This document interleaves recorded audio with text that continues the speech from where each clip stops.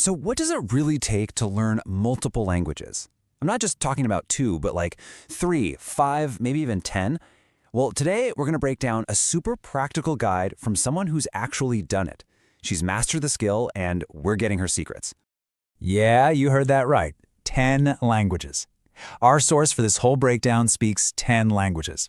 And get this, at least 7 of them are at what's called a C level. That's basically near native fluency. So when she gives advice, you know it's the real deal, coming from years of actual trial and error. All right, let's jump right in. Okay, so here's what we're going to cover. First, we'll talk about your goal. Are you going for fluent or full-on polyglot? Then, how to actually start your journey. After that, choosing your next language. Then, the big one, the juggling act of learning multiple languages at once. And finally, we'll get into the polyglot mindset you'll need. All right, first things first. We have to start with the most important question you need to ask yourself before you even think about starting. And look, it sounds simple, but trust me, getting this one wrong can totally mess up your whole plan. And that question really gets at a super common trap. You see a polyglot speaking beautiful Spanish and you think, wow, I guess I have to learn 10 languages to get that good. But that's just not true. It's a total misconception. Becoming a polyglot is a whole different lifestyle, and it's not the same as just wanting to get really, really good at one new language. So here's the deal. You've got to be honest with yourself. Is your main goal to become deeply, incredibly fluent in, say, Japanese? Then focus on that. Or is it the process of learning and speaking lots of different languages that really gets you excited? Figuring this out right now makes your path so much clearer and stops you from setting yourself up for failure. Okay, so let's say you've figured out your goal. Awesome. But what if you're starting from scratch? Like you only speak English right now. What's the very first most practical thing you should do? Well, before you jump into a brand new language, it's worth taking a quick look at your English. Now, you don't need to be a grammar expert or anything, but you do need to be comfortable enough to follow basic instructions. Why? Because most of the learning materials out there, they're in English. If you feel like you're struggling a bit with the basics, it's probably a good idea to spend a little time brushing up on that first. And here's a cool bonus. Learning a new language will seriously improve your English too. All right, now for the fun part. Picking which language to learn. This is a big one, and it's where a lot of people get stuck. They get caught up in this debate of what they should learn versus what they really, truly want to learn. And this quote right here just nails it. It is a huge mistake to just copy the order another polyglot learned their languages in. Think about it. Your life, your reasons, your situation. It's completely unique to you. Trying to force someone else's path onto yourself it's a recipe for disaster. So you basically have two choices, right? You can follow your passion or you can follow the statistics. You could pick a language because someone told you it'll get you a better job, or you can pick the one you're genuinely in love with. And the advice here couldn't be clearer. Follow your passion. You're just so much more likely to stick with it if you're actually curious about the language. And that motivation, that's what will help you create your own opportunities down the line. And this is the perfect example.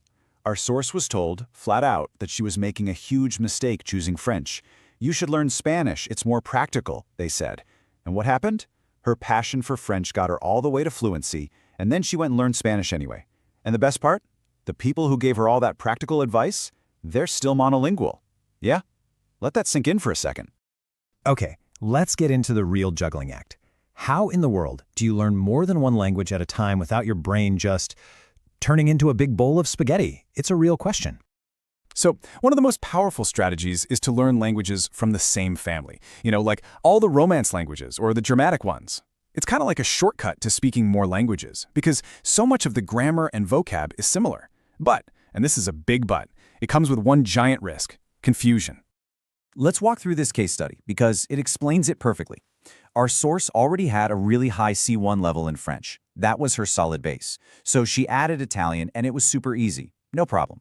But then, when her Italian was still at a pretty basic level like A2, she decided to add Spanish. The result? It was a complete and total mess. She couldn't keep them straight. So her solution was to hit pause on Spanish and just focus on getting her Italian up to a solid B2, which is like upper intermediate. And that whole experience led her to develop what she calls the gap of levels strategy. The main idea is actually really simple. If you're going to learn similar languages, you have to get the first one to a stable, pretty high level, think B2 or C1, before you even start the next one. That gap in skill level is what protects your brain from getting them all mixed up. Okay, but what about learning really different languages at the same time, like, say, German and Russian? Believe it or not, our source actually did this. She started them both in the same week. And while she says it's technically possible, she really doesn't recommend it. It takes a crazy amount of time and mental energy. Her situation was pretty unique. It was during lockdown, she had no school. So for the rest of us, the advice is pretty much the same. Focus on one, get good at it, and then add the next one. So all of these tips and strategies bring us to our final and maybe most important section, the mindset. Because honestly, all the techniques in the world don't mean a thing if you don't have the right mental game. First off, you just have to accept this one simple fact. You are going to get confused. It's going to happen. It's a totally unavoidable part of the process. When you're trying to speak a language you're not that strong in yet, your brain is just naturally going to reach for words from a language it knows better. For instance, when our source was learning Swedish, her brain kept serving up Dutch words because that was the last language she got really solid in. It's completely normal. And really, this is the core belief you have to adopt. This isn't about being perfect. It's a game of failing, feeling totally lost, and then succeeding again. It's a cycle. Making mistakes isn't the end of the road. It's literally the fuel that powers your success. So let's break that mindset down into 3 easy steps. Step 1, just accept it. Acknowledge that mistakes and confusion are just part of the deal. They're normal. Step 2, don't freak out. Make a conscious choice not to panic every time you're not sure about something. And step 3, just keep going. Seriously, trust the process and you will absolutely get there. All right, so let's boil all of this down to the 4 most important takeaways. Number 1, figure out your real goal. Fluent speaker or polyglot? 2, choose your next language based on your passion, not just some statistics. 3, use that gap of levels strategy so you don't get your wires crossed. And 4, learn to embrace mistakes as a natural part of getting better. At the end of the day, this isn't about following a script or copying someone else's journey. It's about building your very own. So now that you have the strategy and you've got the mindset, the only real question left is, what will your unique language journey look like? I really hope this video was helpful for you and that you walked away with something new today. I genuinely enjoy making this content and always try to give you the key takeaways so we can all save time.